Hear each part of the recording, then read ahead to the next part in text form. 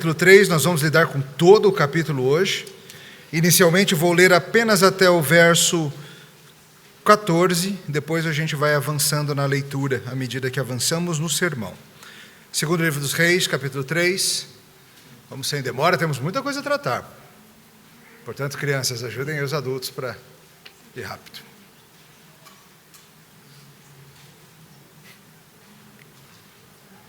Segundo livro dos Reis, capítulo 3, assim diz a palavra do Senhor. Jorão, filho de Acabe, começou a reinar sobre Israel em Samaria, no 18º ano de Josafá, rei de Judá, e reinou 12 anos.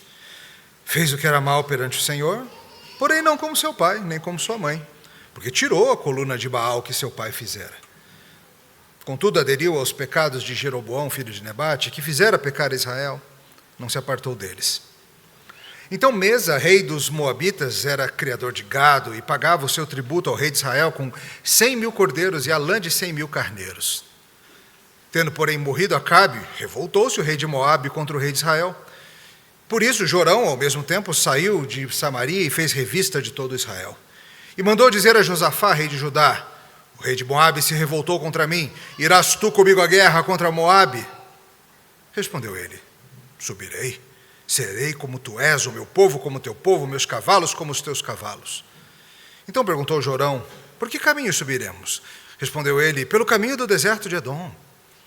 Partiram o rei de Israel, o rei de Judá e o rei de Edom. Após 7 dias de marcha, não havia água para o exército e para o gado que o seguiam. Então disse o rei de Israel: ai, o Senhor chamou estes 3 reis para os entregar nas mãos de Moabe. Perguntou, porém, Josafá: não há aqui algum profeta do Senhor para que consultemos o Senhor por ele? Respondeu um dos servos do rei de Israel: aqui está Eliseu, filho de Safate, que deitava água sobre as mãos de Elias. Disse Josafá: está com ele a palavra do Senhor. Então o rei de Israel, Josafá, e o rei de Edom desceram a ter com ele. Mas Eliseu disse ao rei de Israel: que tenho eu contigo? Vá aos profetas do teu pai, aos profetas da tua mãe. Porém o rei de Israel lhe disse: não, porque o Senhor é quem chamou estes 3 reis para os entregar nas mãos de Moabe. Disse Eliseu: tão certo como vive o Senhor dos exércitos, em cuja presença estou, se eu não respeitasse a presença de Josafá, rei de Judá, não te daria atenção, nem te contemplaria. Até aqui, por enquanto, a palavra do Senhor. Vamos orar. Senhor, nesta noite, ao considerarmos essa história desta guerra, ocorrida tanto tempo atrás, pedimos que o Senhor direcione o nosso entendimento e abra os nossos olhos para contemplarmos as maravilhas da Tua lei. Em nome de Jesus. Amém. É bem curiosa a relação entre o que vemos, o que sabemos, o que entendemos daquilo que vimos. Ver o que você espera ver, sem notar o que somente espera notar. Acontecem essas confusões. Elas têm muito a ver com as expectativas do que nós veremos em certa situação. Basta notarmos eventos astronômicos recentes. Algumas semanas atrás nós tivemos no hemisfério norte um famoso eclipse. E o tal do eclipse, o povo falou sobre ele sem parar. Foram semanas e semanas de preparação, de é assim que você tem que ver, bota isso na frente, não olha direto, etc, etc. E o povo ficou assim, de cabelo em pé, vendo aquele eclipse. E foi interessante, havia expectativa, e ela foi atingida. Nesses últimos 2 dias, entretanto, aconteceu algo que superou em muito as mais loucas expectativas dos corações que amam olhar para cima e ver coisas. Uma tempestade solar gerou, no nível mais alto possível, os irmãos devem ter visto, uma incidência de auroras no nosso planeta, como não acontecia há décadas. As auroras boreais ao norte e as auroras austrais ao sul. Esses fenômenos que costumam acontecer somente lá em cima mesmo, lá na Finlândia, Noruega, lá na Islândia, de repente foram vistas não somente em tais latitudes, mas mesmo abaixo disso. Chegando a ser visto na Suíça, no norte da Itália, em Portugal, no Reino Unido, nos Estados Unidos, até lá embaixo na Flórida. Já vindo lá do sul, nas partes da Austrália que costuma aparecer, mas acima disso também na Nova Zelândia e no Chile, na Argentina, e cenas inimagináveis. A internet explodiu nesses últimos dias com fotos cor-de-rosa e fotos laranjadas e verdinhas e coisas inimagináveis. E todo mundo assim: oh, eu não sabia que isso pode acontecer. Fotos incríveis. Eu vi um miserável que o cara conseguiu tirar foto lá no Chile, de um vulcão em erupção com a aurora austral pelo fundo. Você fica assim, não, isso é invenção. Não é possível que o Senhor deu esse privilégio para esse cara. É graça sobre graça, né? Mas a gente sabe que expectativas e o que a gente espera ver ou não mudam como a gente enxerga as situações. Às vezes tem algo que está diante dos seus olhos, mas você não esperava ver aquilo. E aí você não vê. Não tinha contexto aquilo estar ali. Eu vi esses dias um vídeo de uma amiga, uma moça que recebe no seu aniversário a visita de uma amiga que veio do outro lado do mundo para estar com ela naquele dia. E o vídeo mostra a amiga entrando na sala junto com outras pessoas, e ela olhando aquilo, e ela vê aquela pessoa, e ela, oi, tudo bem? E demora para a mente dela entender o que os olhos estavam vendo. E ela vê que era amiga dela, é choro e alegria, aquela abraçação toda, né? Às vezes é o contrário, às vezes você está procurando algo, mas você não vê. Já aconteceu contigo, homem? Acontece com os homens mais do que com as mulheres. É um problema óptico que nós temos, na conexão neurológica, eu não sei explicar bem. Mas esposas ficam sem entender, abismadas. Como é que a gente não está achando aquela chave, aquele celular, aquela carteira, aquele relógio, que está ali? E ela fala para você, está ali, e você procura ali, e não está. E só aparece para os olhos quando ela chega e encosta. Aí as escamas caem dos olhos. Dia das mães, né? Mães sabem o que é isso também, não sabem, mães? Mamãe, eu não estou achando aquele brinquedo. Mamãe, eu não estou achando meu chinelo. Mamãe, eu não estou achando. Algumas mães já se valeram da frase, se eu for aí achar. Algumas mães, nem todas, algumas. Claro, tem alguns fenômenos que se baseiam e se bancam nisso. Por exemplo, toda a ideia de camuflagem é essa ideia, não é? Pensa quanto dinheiro é gasto pelo militarismo em projetar camuflagem que permita isso, que os soldados e os veículos sejam vistos, mas não sejam vistos. Camuflagens para deserto têm de ser diferentes de camuflagens para florestas. Os padrões e as faltas de padrões têm de ser diferenciados para uma camuflagem ártica, para uma camuflagem noturna. E é muito interessante que muitos vivem na simples ingenuidade de é só ver e crer, e não é assim. Porque nenhum de nós vê as mesmas coisas. Seja porque os seus olhos estão sendo enganados, seja pela forma que as nossas mentes funcionam, seja pela cosmovisão e o conhecimento prévio que você tem sobre a vida. Alguém famosamente já perguntou, uma criancinha que ainda não aprendeu a palavra verde e anda por um jardim, quantas cores essa criancinha vê? Você chama tudo de verde, né? Ela vê aquele monte de cores e para ela são cores diferentes. Para você é tudo tom de verde. Ela vê mais ou menos do que você. Mas vai além. Nossas mentes são enganadas de diversas formas. Uns anos atrás fui com a família no Museu de Ilusões de Ótica, lá em São Paulo. Era uma exposição itinerante, interessantíssima. Dessas coisas que dão a impressão de estar em movimento, mas estão paradas. Já outras coisas dão a impressão de estar paradas, estão em movimento. Algumas coisas parecem tridimensionais se você inclinar e olhar de certo ângulo. De outros ângulos não faz sentido algum. A gente é cheio dessas coisas. Nós fizemos, eu, Nelise e Débora, aquelas fotos famosas que tem uma sala montada numa perspectiva que, dependendo do canto que você fica, um fica o dobro do tamanho do outro, a Débora ficou grandona e a gente pequenininha, esse tipo de coisa. E junto com isso vem, claro, o auto-engano.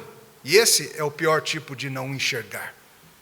A pessoa que não se enxerga, ou que não enxerga a situação como devia, para o bem e para o mal. Tem algumas pessoas que a gente diz delas, fulana vê a vida com óculos de lente colorida. Aquela pessoa que tudo sempre vê assim o lado bom, está sempre alegrinha e tal. Tem outras que a gente diz, tem mãe que é cega mesmo. E algumas coisas que a gente olha e fala assim, como que eu não enxerguei? Estava diante do meu nariz. Nós sabemos que a vida é cheia de olhar e não ver, e de entender errado o que você acha que viu. E isso vai além de tamanhos e cores e perspectivas e espertofones perdidos. Isso tem a ver com o nosso entendimento do mundo, em particular o entendimento sobre como Deus diz que o mundo funciona e como nossos olhos caídos enxergam as coisas. Esse é um problema mais sério do que a disfunção neurológica do olho masculino. Tem a ver com o pecado. Tem a ver com o fato de que nós não vemos as coisas como elas deveriam ser. Isso acontece inclusive nas histórias bíblicas, como veremos já já.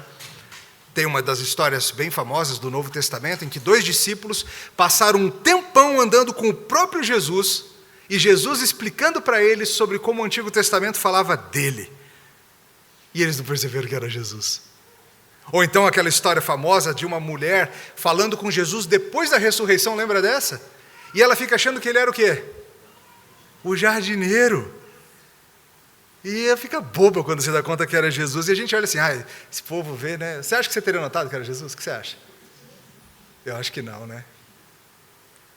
A gente não tem expectativa de que algo vai estar lá.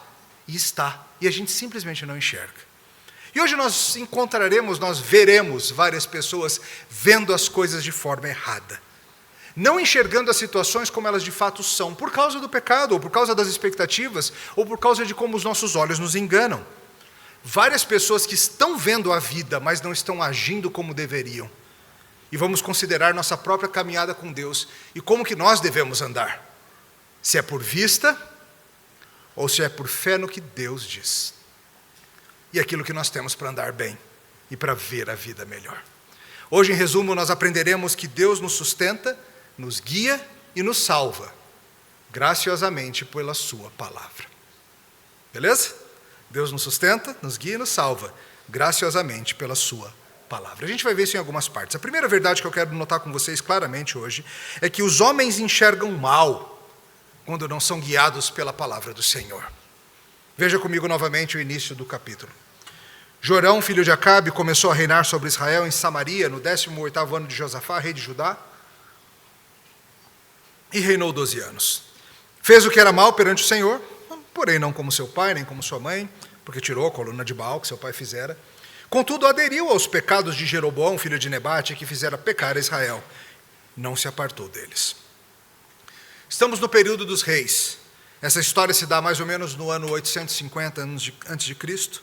Em particular, estamos no segundo livro que relata o período dos reis, que é, lembre-se, uma única grande história, contando como é que as coisas andaram tão mal naquele reinado que foi fundado por Davi e tudo que ele vem se tornando.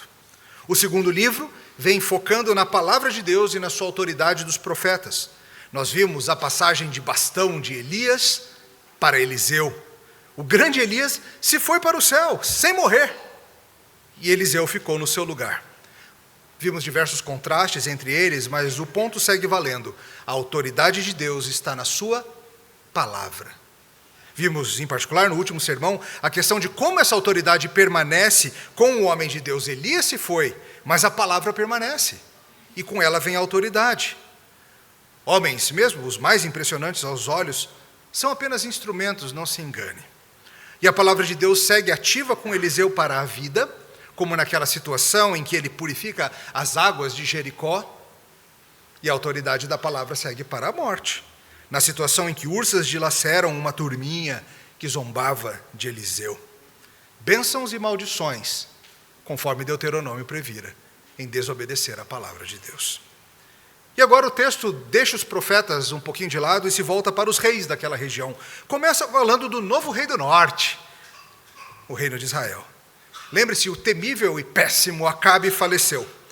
Seu filho Acasias reinou por um tempo, mas era malvado que nem seu pai. E agora vem o outro filho de Acabe, depois que Acasias morreu, seu irmão assume, um homem chamado Jorão. E o que o texto nos diz sobre Jorão? Está aí no começo do capítulo. Nem tão ruim quanto Acabe, mas nem tão bom como deveria ser. Se livrou do poste ídolo de Baal. Opa, isso é muito bom. Acabe tinha chegado ao ponto de levar Israel abertamente à idolatria, adorando e servindo a Baal, colocando um poste ídolo no templo lá em Samaria. Mas ao mesmo tempo diz o texto, mas ele persistiu no erro de Jeroboão. O que é isso mesmo? A gente precisa voltar lá para o início desse período da divisão dos reinados. O que Jeroboão fez lá atrás?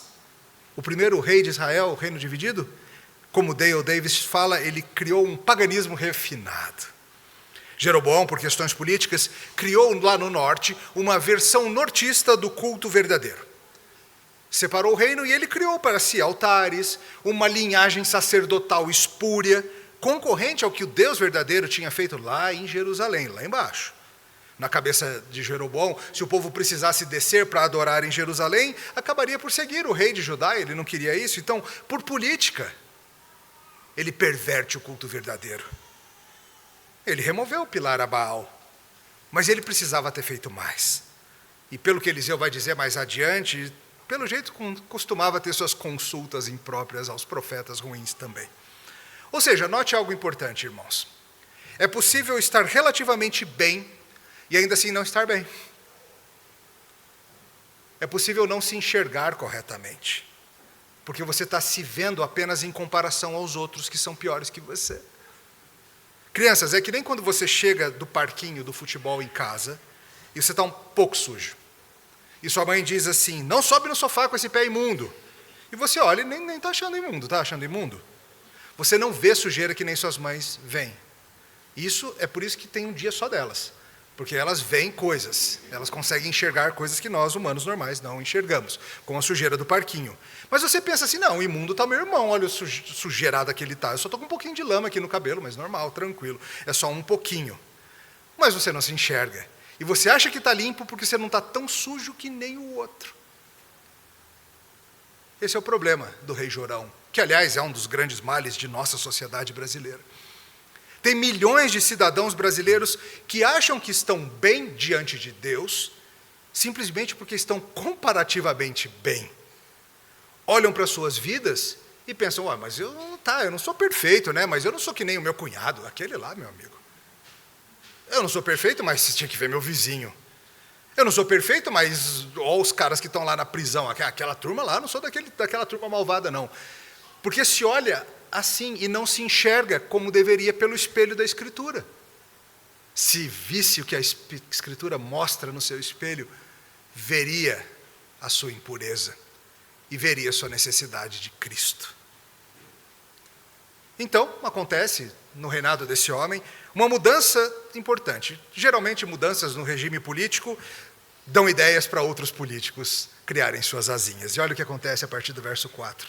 Então Mesa, rei dos Moabitas, era criador de gado, pagava o seu tributo ao rei de Israel com 100.000 cordeiros e Alã de 100.000 carneiros. Tendo, porém, morrido Acabe, revoltou-se o rei de Moabe contra o rei de Israel. Por isso Jorão, ao mesmo tempo, saiu de Samaria, fez revista a todo Israel, mandou dizer a Josafá, rei de Judá, o rei de Moabe se revoltou contra mim, irás tu à guerra contra Moabe? E respondeu ele, subirei, serei como tu és, meu povo como teu povo, meus cavalos como os teus cavalos. Então perguntou Jorão, por que caminho subiremos? Respondeu dele, pelo caminho do deserto de Edom. Partiram o rei de Israel, o rei de Judá e o rei de Edom, e após 7 dias de marcha, não havia água para o exército e para o gado que o seguiam. Acontece uma revolta do rei de Moabe. Moabe, um reino próximo, eles eram vassalos, era um rei que, embora tivesse sua liberdade para governar, precisava pagar tributos para Israel com certa periodicidade, nesses termos aqui, 100.000 cordeiros, 100.000 cordeiros, gente. E a lã de 100.000 carneiros. Certamente era pesado, esse tributo era pesado. E ele vê na morte do poderoso rei Acabe sua oportunidade para se livrar dessa pesadíssima obrigação comercial. Ele decide, quer saber, eu não vou pagar mais nada, quiser vem aqui pegar. Certamente confiando no seu poderio militar, confiando que talvez esse novo regime não seja tão poderoso assim, o novo rei de Israel, Jorão, entretanto, percebe que não pode deixar barato, né? Ele não quer a perda política e certamente econômica que viria com isso. Ele está vendo a situação, ele vai lá resolver. E o rei de Israel chama para ir para a luta o rei de Judá, Josafá, para ir com ele. Mas o rei de Israel não está vendo direito. Perceba que ele simplesmente resolve que vai para a guerra. Ele não consulta ao Senhor, ele olha e ele acha que o que ele vê basta. Ele não consulta a palavra de Deus. No texto sequer há qualquer indício de um conselho de sábios, os ministros, os assessores, alguém ajudando a pensar a questão. Pelo jeito ele viu vermelho, sabe quando você vê vermelho? O sangue subiu e ele já foi para a guerra. E ainda chamou Josafá, o rei de Judá, para ir com ele. Josafá, todo cordeirinho, responde, subirei, serei como tu és, meu povo é o teu povo, meus cavalos os teus cavalos. Não parece uma outra história que a gente já leu aqui? Parece, porque é bem parecida mesmo, é lá em 1 Reis 22, nós tratamos disso algumas semanas atrás.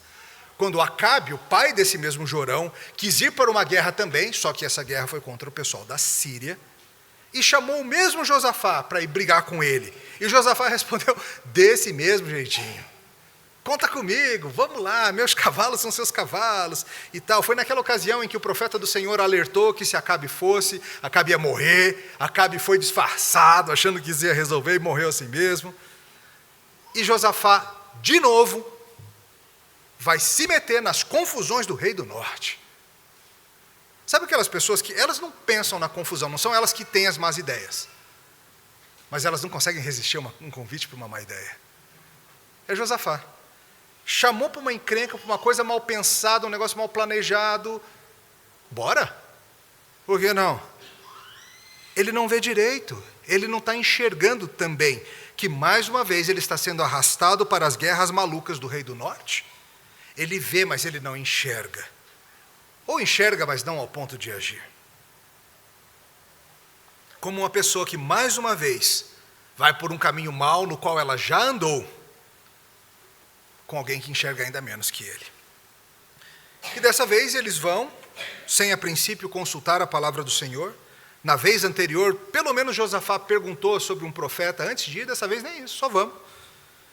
Jorão pede uma sugestão de caminho e Josafá bola um caminho que é meio maluco, que é ir por baixo. Se você pensar no mapa daquela região do mundo, eles desceriam o Mar Morto, cruzariam por baixo no deserto de Edom, atacando Moabe numa região inesperada. Então, talvez militarmente faça algum sentido, mas ninguém perguntou para Deus, só foram. Parece um bom plano, né? Você vai e ataca pelo flanco menos protegido, inesperado. E, ao mesmo tempo, a gente chama Edom no caminho, porque iriam passar pelo território dos Edomitas e iriam chamá-los. Edomitas são quem mesmo? São os descendentes de Esaú. Lembra de Esaú? Ou seja, parentes de Israel. Também tem um tronco de existência em comum com os moabitas, que descendem de Ló junto com os amonitas. Mas tem em comum com os moabitas o fato de serem vassalos de Israel. Israel chama para ir à luta e Edom não tem opção não, tem que ir. São chamados para ir e vão, tem que ir. Ainda mais que um exército dos dois reis vai passar pelo seu território e vai te puxar junto. Mas as coisas não andam bem, os recursos faltam. E a gente está vendo como isso é sério, não está vendo? Na situação calamitosa do Rio Grande do Sul, a gente está vendo como a questão dos recursos ela é importantíssima. Muitas vezes as pessoas foram resgatadas, os animais foram resgatados, mas não basta ter sido resgatado e ser abrigado, tem que comer, tem que beber água limpa, não pode beber aquela água que está lá, aquela coisa imunda. Precisa tratar das muitas feridas, precisa de antissético, disso, daquilo. Pessoas têm remédios de uso contínuo que ninguém parou para pegar a insulina da geladeira ou uma caixinha de olmesartana ou o que fosse, simplesmente foi. Então está cheio de gente precisando de recursos de todo o tempo. E o texto nos diz que aconteceu uma terrível falta de recurso para eles. Após 7 dias de marcha, acabou a água para eles, para os bichos, acabou a água. Você acha que um exército vai durar alguma coisa sem água? Por que isso aconteceu? Planejaram mal, não enxergaram direito, não contaram o custo, fizeram como aquele marido que planeja a viagem de carro e diz para a esposa que com certeza vão encontrar um posto limpinho para comer e para usar o banheiro na estrada. Com certeza, bem. Vamos, só vamos. Aí chega no primeiro assim, ela olha e ele fala, tá bom, não tá? E ela vê coisas que ele não vê. Ela enxerga melhor que ele. Seja como for, esses dois reis que deveriam ver melhor, a gente não espera que os edomitas enxerguem bem, mas esses dois, o povo do Senhor, eles têm acesso à palavra do Senhor, eles não viram que estavam entrando numa campanha militar sem plano real, sem contar o custo, sem consultar a Deus? Não viram. Como a gente se mete em todo tipo de arapuca, porque a gente vai sem pensar no que a palavra de Deus diz sobre isso. E agora, nosso segundo ponto. A palavra de Deus segue disponível, pela graça de Deus. Vamos ver o verso 10 em diante. Então disse o rei de Israel, todo lamentando. E o Senhor chamou esses 3 reis para os entregar nas mãos de Moabe. Perguntou, porém, Josafá, não há aqui algum profeta do Senhor, para que consultemos o Senhor por ele? Respondeu um dos servos do rei de Israel, aqui está Eliseu, filho de Safate, o que deitava água sobre as mãos de Elias. E disse Josafá, está com ele a palavra do Senhor. Então o rei de Israel, Josafá, e o rei de Edom, os 3 reis, desceram a ter com ele. Mas Eliseu disse ao rei de Israel: que tenho eu contigo? Vá aos profetas do teu pai, aos profetas da tua mãe. Porém o rei de Israel lhe disse: não, porque o Senhor é quem chamou estes 3 reis para os entregar nas mãos de Moabe. E disse Eliseu: tão certo como vive o Senhor dos exércitos, em cuja presença estou, se eu não respeitasse a presença de Josafá, rei de Judá, não te daria atenção, nem te contemplaria. Jorão tem uma reação diante dessa falta de recursos. Ele se desespera e ele julga o Senhor. Ele acha que sabe por que é que a calamidade se passa. É muito interessante e sempre tem dessas pessoas, não tem? As pessoas que veem um desastre e rapidamente passam um julgamento dizendo: eu sei porque isso aconteceu. Perceba, sim, ele sabe que Deus é todo-poderoso e que sua soberania de alguma maneira está envolvida nisso tudo, porém ele faz um julgamento apressado. Ele conclui coisas sobre Deus, os planos e objetivos de Deus, que ele não tem direito algum de concluir. Ele sabe que a soberania de Deus está envolvida, mas ele tem certeza que isso só aconteceu porque Deus quer destruir os 3. Ou seja, é uma teologia que não serve para nada. Ela tem aspectos da verdade, mas ela leva a falsas conclusões. Philip Ryken bem diz: Jorão é o tipo de homem que sempre culpa Deus pelos seus problemas.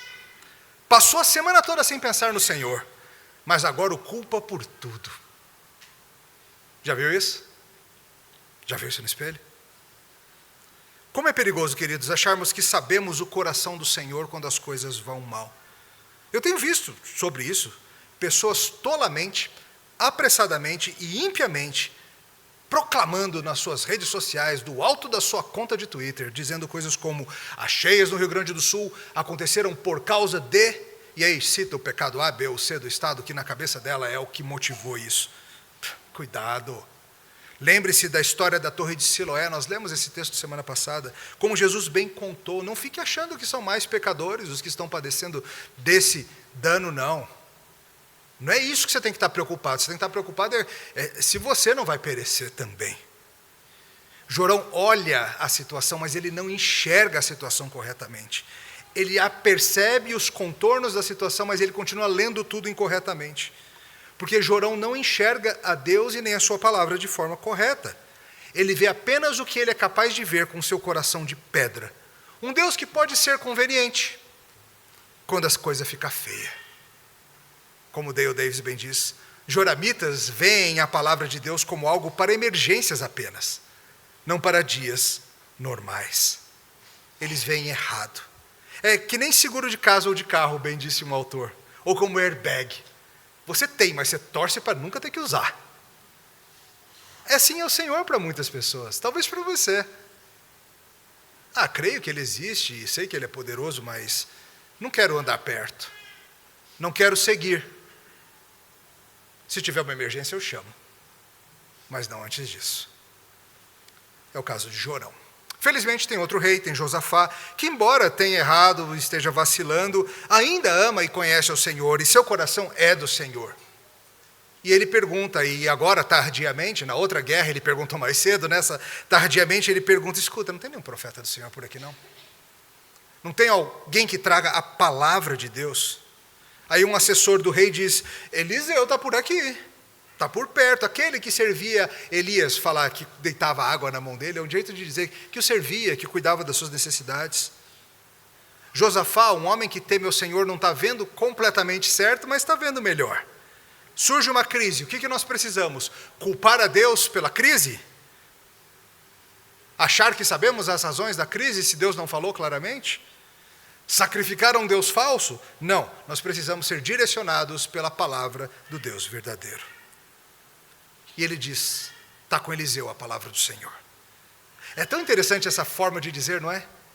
Eliseu não é a palavra do Senhor.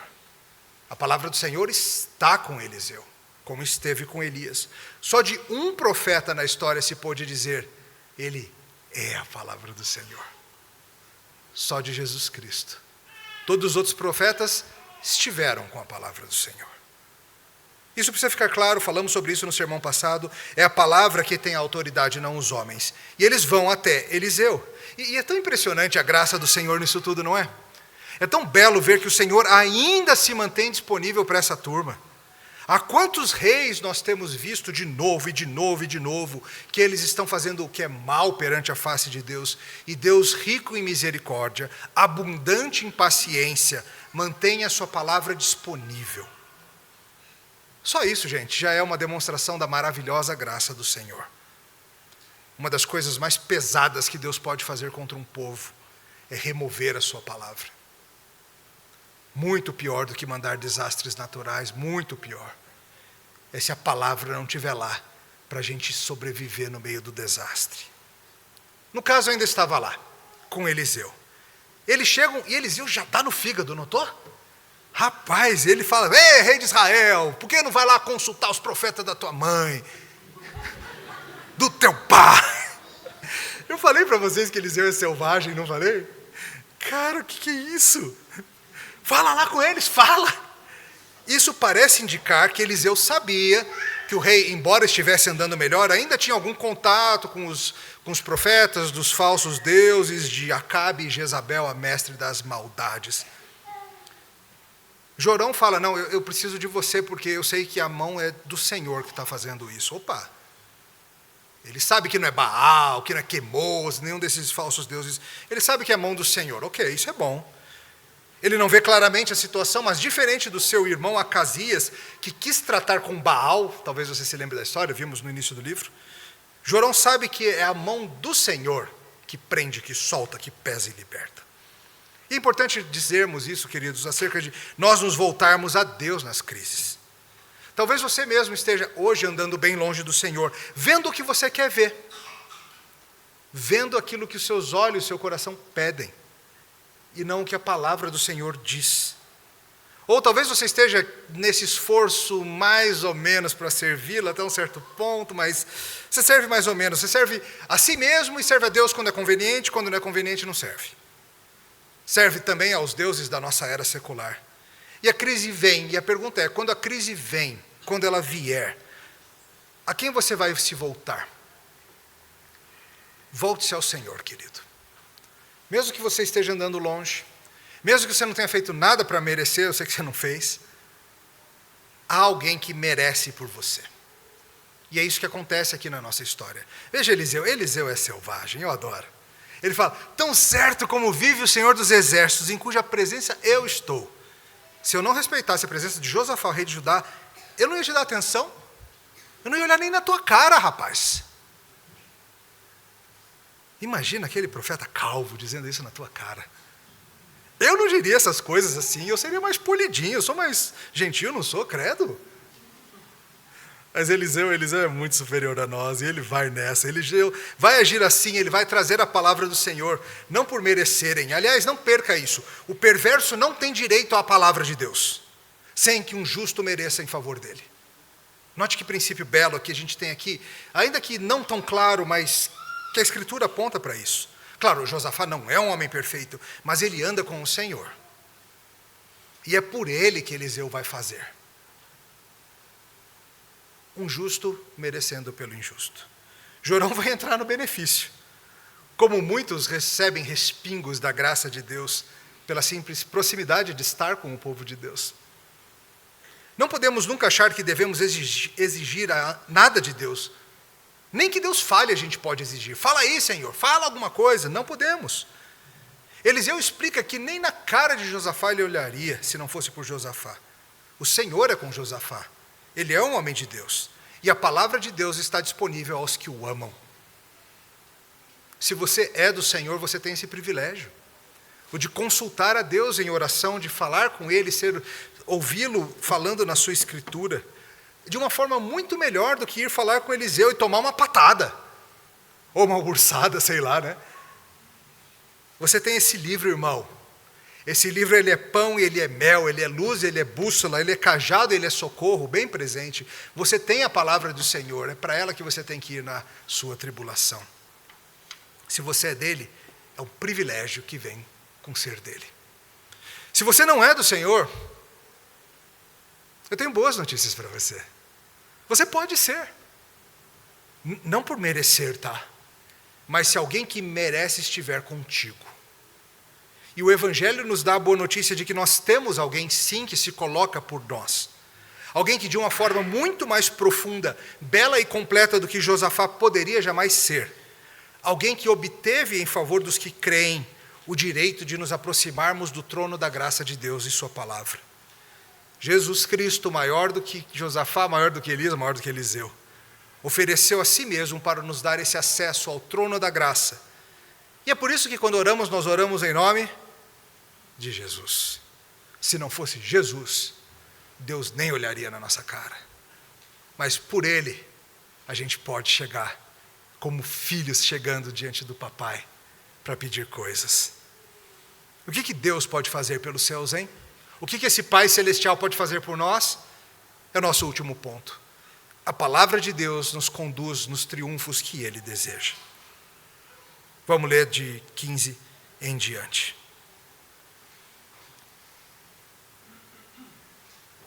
Ora, pois, trazei-me um tangedor. E quando o tangedor tocava, veio o poder de Deus sobre Eliseu. Esse disse: assim diz o Senhor, fazei neste vale covas e covas, porque assim diz o Senhor, não sentireis vento nem vereis chuva. Todavia, este vale se encherá de tanta água, que bebereis vós e o vosso gado e os vossos animais. E isso é ainda pouco aos olhos do Senhor. De maneira que também entregará a Moabe nas vossas mãos.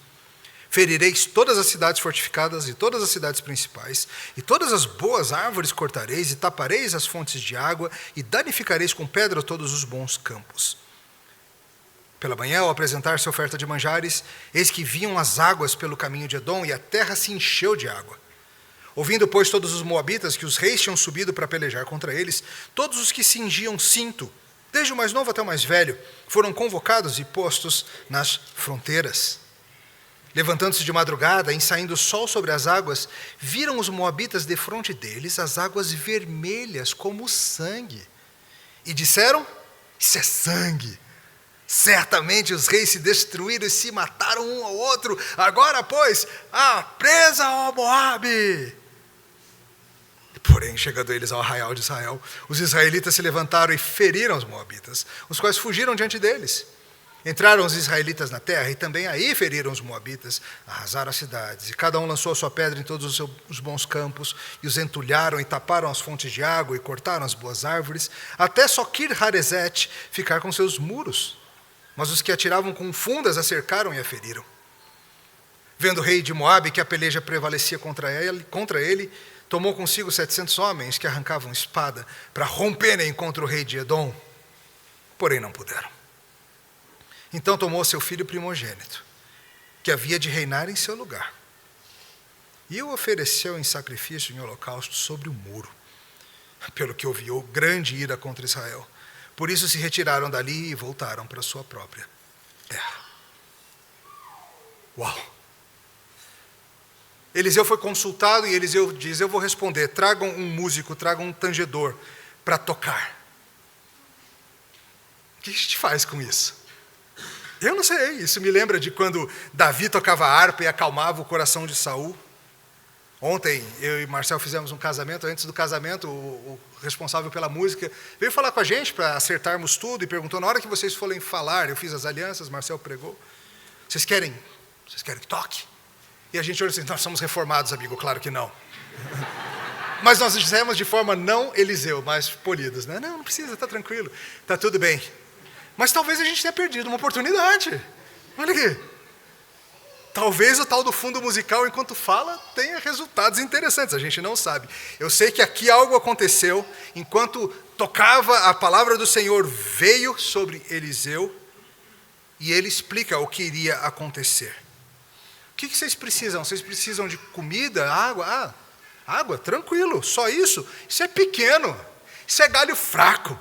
Isso é moleza para o Senhor. Verso 18 diz: isso não é nada, só água que vocês querem. Vocês estão pedindo pouco, vocês estão pensando pequeno. Para o Senhor isso é coisa fácil. Como Paulo fala em Efésios, lemos mais cedo, Deus é capaz de fazer infinitamente mais do que aquilo que nós pedimos, do que aquilo que nós pensamos. Ele fala: ok, vocês vão ter muito mais água do que vocês precisam, e mais, vocês vão ter a vitória contra Moabe. Vocês estão querendo água para lutarem? Eu vou dar água e vou entregar a luta na mão de vocês. Vocês vão arrasar essa cidade, essa terra, vão cortar as árvores boas, vão tapar os poços, vão destruir os campos, vai ser uma vitória completa. Só cavem umas covas, eu imagino algo como umas trincheiras de guerra, cavem essas covas para todo lado e esperem. O que viria? Águas viriam subitamente. A gente tem visto, né? Você deve ter visto vídeos de como a água de repente vem e enche. A gente não tinha ideia de que podia encher tão rápido. Lugares podem se encher de água de forma trágica. Todos vimos isso em vídeos essas semanas. Nesse caso não foi trágico, foi bênção. Foi a água que levou para a vida. A água é algo extremamente difícil de controlar, mas a Bíblia nos mostra que o Senhor é capaz de controlar a água. O próprio Senhor Jesus, certa vez num barquinho circundado de água, fez com que as ondas violentas calassem. E nós temos recorrido ao Senhor Deus, não temos? Você tem recorrido e pedido ao Senhor das águas, que acalme essas chuvas, que aquete essas águas, que traga paz. Eles tinham que cavar covas e viria água para matar as sedes dos soldados e dos animais. E ele fala, vocês não vão ouvir chuva, vocês não vão sentir vento, não vão sentir nada. Vai vir água e vai encher as covas. Algo claramente que vai muito além de um fenômeno natural, fenômeno climático ou qualquer coisa assim. Seria algo da mão do Senhor pelo caminho de Edom. Então o Senhor, que pelo visto gosta de fazer coisas inesperadamente impressionantes ao amanhecer, fez algo maravilhoso. Chega de manhã, os moabitas sabem que tem um exército chegando para atacá-los, se preparam para ir para a batalha, chamam os lutadores, todos os homens que já usavam cinto. É sensacional essa medida, né? Está usando cinto, amigo, tem idade para ir para a guerra. Bora! Dos mais novos aos mais velhos foram convocados e vão para o fronte. Mas eles enxergam algo diferente do que vem. Eles veem e não pode ser o que estão vendo. Eles só veem o que creem ser possível. Na cabeça deles, aquela região não tem água. Eles são da terra. Eles sabem onde tem água e não tem água. Mas tinha, que Deus tinha trazido água. E você já viu um rio, um lago, ou mesmo um oceano, quando o sol está baixinho e bem vermelho, seja no nascer ou no pôr do sol, que a água fica vermelha? Você já viu isso? Dá para ver aqui, até no lago do nosso parque da cidade, dá para ver. Eles veem aquilo, e porque na cabeça deles não tem como ter água ali, eles veem aquela vermelhidão toda, o que eles imaginam? Crianças, eles acharam que era sangue. Ou seja, uma conclusão errada. E aí isso os leva a uma outra conclusão errada. O que eles pensam? Se tem esse tanto de sangue na terra, só pode ser porque os 3 reis, os exércitos, brigaram entre si, e isso é sangue deles todos. Ou seja, o que sobrou está fácil. Vamos para a briga. Sai correndo. Vamos em diante. Esse povo está ferido, a gente vai ganhar fácil. Aí eles vão, sem plano, sem guerra, só na louca mesmo do, presa Moabe, vamos pegar a presa. Por que eles acharam isso? Talvez eles soubessem que essa aliança Israel, Judá e Edom não é muito forte, não. Que não seria impossível que houvesse já acontecido uma baita desavença. Afinal, norte e sul viviam brigando. Edomitas eram inimigos históricos e, pelo jeito, estão na briga forçados, porque são vassalos. Faria sentido, humanamente falando. Mas eles não estavam vendo direito. Eles entram onde Israel está, Israel vence ali, Israel vai atrás deles, invade o território, e como Eliseu, na palavra de Deus, tinha dito que ia ser, foi devastador. Foram numa tática de terra arrasada mesmo. Cidades devastadas, árvores boas cortadas para não terem mantimentos, poços tapados para ficarem sem águas, campos entulhados de pedras, uau! Só uma cidade de muralhas ficou, a tal da Kir Hareset. Mas mandaram a turma da artilharia, a turma das fundas. Essa turma das fundas, amigos, eles eram bons de pedrada, viu? Bons de mira e fortes. E aí tem esse final que é muito estranho, que a gente também fica meio que vendo sem entender direito. Esses últimos versos são bem esquisitos. O rei de Moabe, no desespero de ver que perderam, tenta reunir os soldados para um último arroubo de luta, junta 700 homens com espada, mas o texto não dá muitos detalhes, só não consegue. E é interessante que ele vai fazer um ataque contra quem? Você viu? Olha que interessante. Vendo o rei de Moabe, verso 26, que a peleja prevalecia contra ele, tomou consigo 700 homens que arrancavam a espada para romperem contra o rei de Edom, especificamente. Pelo jeito, o Edom foi colocado na frente de batalha e é com eles que vai lutar. Manda os servos de Edom lá para a briga. Eles que se virem, né? Vão gastar os nossos soldados de Israel e de Judá. Talvez tenha sido algo assim. Ele tenta esse ataque, mas ele não consegue. Então o rei tenta um último ato de loucura. Pega o seu filho, que seria rei em seu lugar um dia, vai ao muro da cidade e faz um ato horrendo de sacrificar o próprio filho. Algo que o Deus verdadeiro nunca pediu de nós. Mas os deuses pagãos, como Quemos, o deus dos moabitas, gostam de pedir essas coisas. Veja o rei Mesa. Ele olha, mas ele não vê. Ele olha a mão poderosa de Yahvé. Ele sabe que o Deus de Israel que está dando essa vitória. E o que ele podia ter feito? Ele podia ter clamado e se sujeitado a Yahvé. Uma moabita famosa fez isso certa vez, lembra o nome dela? Tempão antes disso aqui. Uma moabita famosamente se sujeitou ao Deus de Israel e foi acolhida debaixo das asas. Ruth é o nome dela. O caminho está aberto aos que desejam ser do Senhor, sempre esteve. Mas não, ele sacrifica o seu filho ao diabo, a um Deus falso, com a esperança de ter o que precisa para vencer. A gente olha a mesa e fala, o que é isso, cara? Quem faria isso? Milênios depois, a gente não tem muito o que dizer sobre isso, tem? Como Philip Ryken bem coloca. Considere as mulheres que sacrificam os corpos dos seus filhos não nascidos para poder manter suas bolsas de estudo, seus empregos ou seus namorados. Considere pais que iradamente surram seus filhos para que parem de se comportar mal. Ou considere os homens que sacrificam as almas dos seus filhos e filhas no altar da carreira. Há um pouco de mesa em todos nós. Mas o Senhor Deus nunca exigiu, nunca precisou que nós sacrificássemos os nossos filhos para que Ele nos desse o que deseja dar. Nunca. Foi o Senhor que entregou o seu filho por nós. O que acontece, então, há uma certa discussão aqui sobre exatamente o que acontece. Depois desse sacrifício, pelo visto, os edomitas ficam tão irados com o que vem. Lembra, os edomitas que pelo jeito estão na frente de batalha. Eles vêm e eles ficam tão irados, uma grande ira contra Israel, que é o que parece estar acontecendo, que eles se retiram, eles falam, chega, vamos embora daqui. Israel, perdendo esse apoio militar importantíssimo, o que faz? Acho que já deu por hoje. Tá bom, né? Já arrasamos, né? Vamos embora, deixa, vamos embora aqui. Israel vai embora sem terminar, de fato, o serviço.